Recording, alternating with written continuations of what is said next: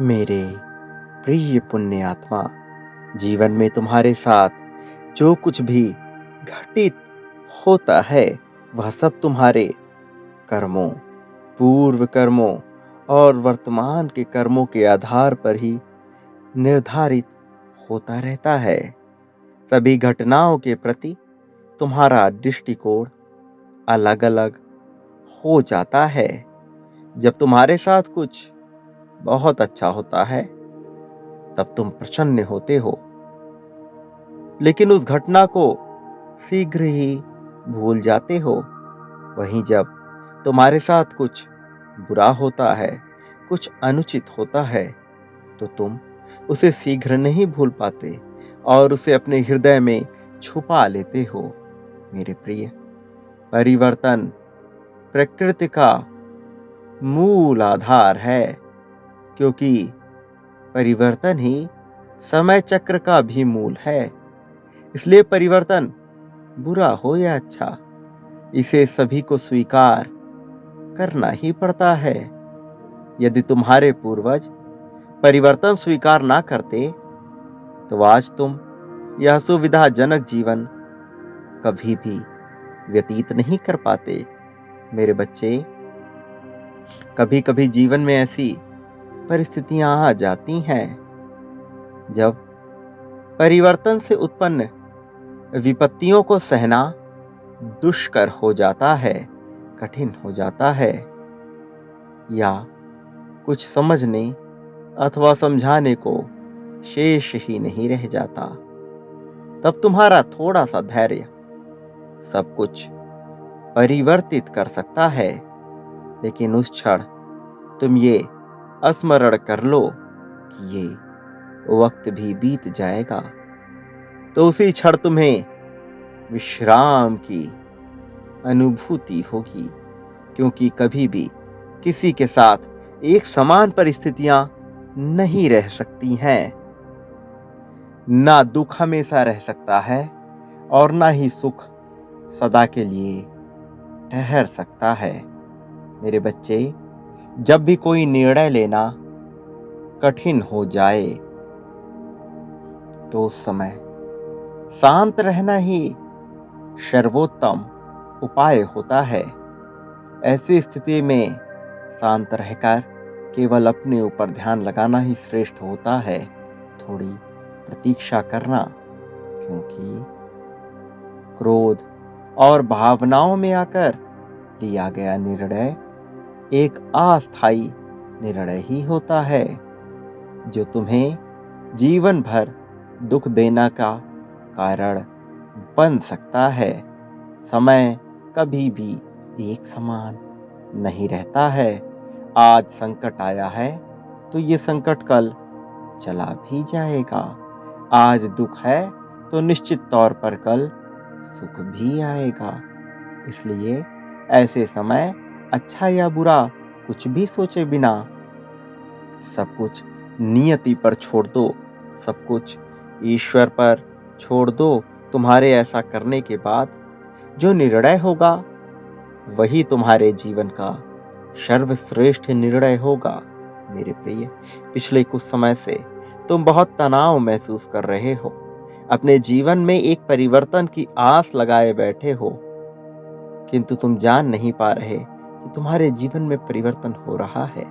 बस ये परिवर्तन तुम्हारे अनुरूप नहीं हो रहा। तुमने बहुत छोटे की चाह की है, किंतु तुम्हें उससे ऊपर मिलने की संभावना बाकी है।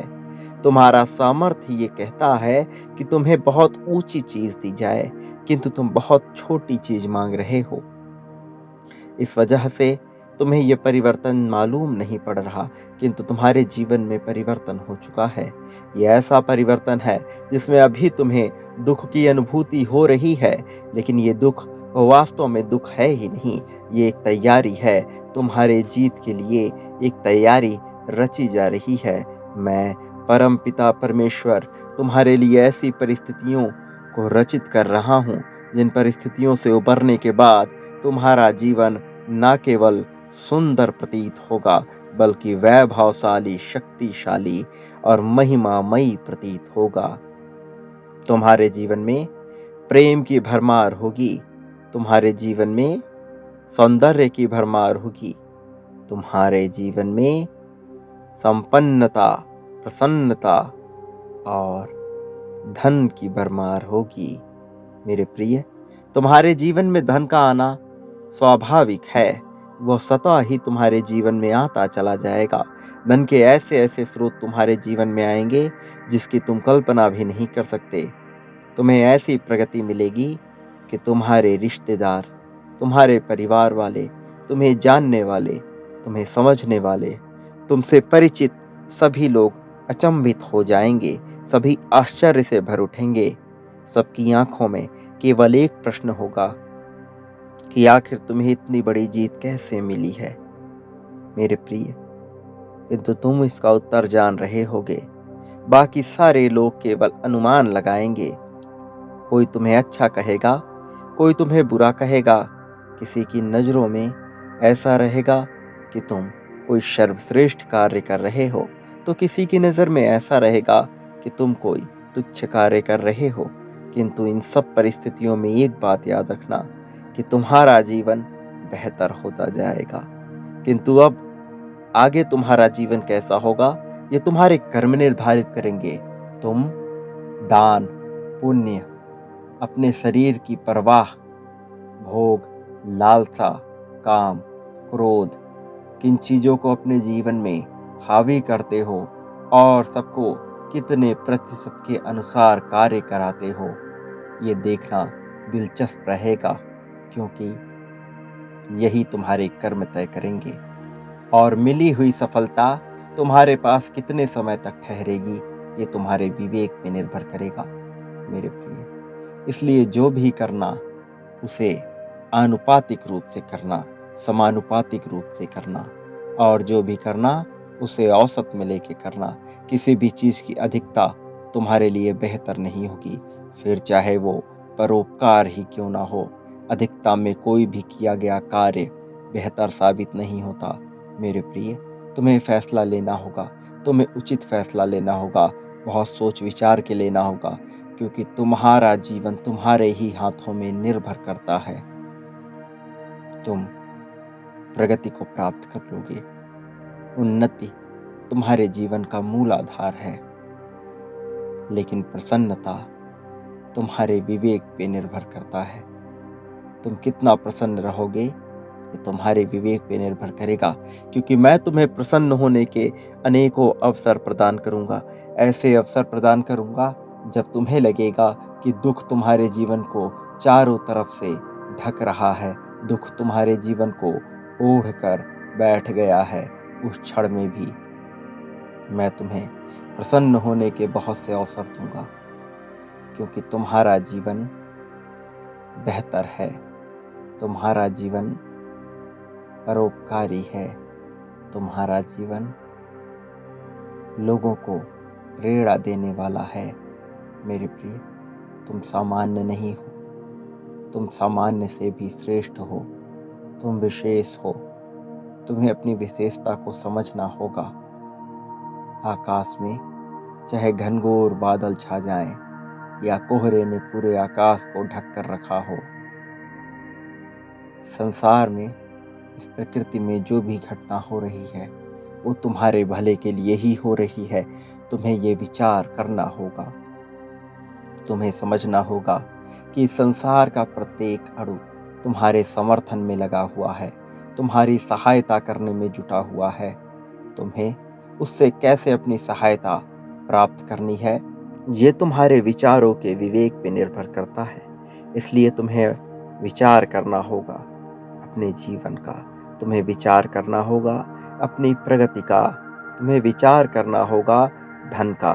धन तुम्हारे जीवन में भर भर कर आ रहा है, इतना धन बरसेगा कि झोलियां कम पड़ जाएगी।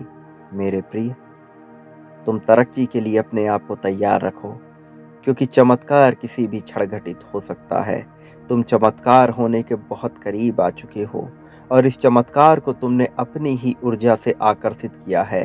तुम्हारी ऊर्जा इतनी दैदीप्यमान हो चुकी है कि अब चमत्कार तुम्हारी तरफ बढ़ता चला आ रहा है।